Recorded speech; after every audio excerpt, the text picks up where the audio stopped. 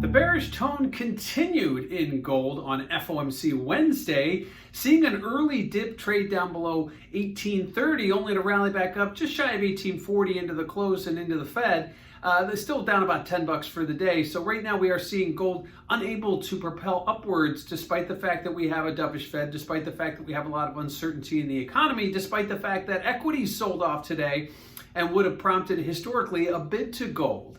Ultimately, I think staying below the 200-day moving average is a signal. The 200-day moving average in February gold is right now up above 1860, so we are a ways below that and need to see some kind of a recovery to recoup any of that bullishness that we saw a few months ago. If not, we're going to be in a stagnant trade, and lo and behold, 1800 becomes a very key level down below. We did not get there, didn't even trade close to there today, but that is on everyone's radar. The dollar today was actually firm as we saw equities sell off. That cash is king theme comes back to play. So the dollar actually bid again while the Fed remains in play, while we continue to see dovishness coming from our Fed speakers, while the economy is in a lot of uncertainty. You would expect the dollar to go lower, so it was modestly higher today. We're not talking about a spike in the dollar, but certainly would have aided in any negative gold trade today, which we saw. And lastly, let's talk about the Fed. What are they going to do here?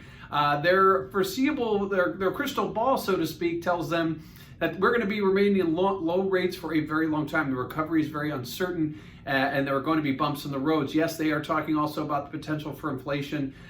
They don't want to get too far ahead of themselves at this point. It's about economic recovery. It's going to include not only Fed intervention, it's going to include also fiscal stimulus. And they're going to continue to do what they can do to keep this economy running. Clearly, jobs are a concern. Obviously, we are looking at growth as a concern, and down the roads, we're going to be looking at inflation as a concern, but not today. So certainly would have expected a much different reaction from gold going back historically over the last few years, given the fact the Fed remains so dovish, but unable to get any bullish traction. Gold hovering right around that 1840 level, still well below the 200-day moving average, as now we look ahead for this Fed uncertainty and what they will do and how gold will react to it.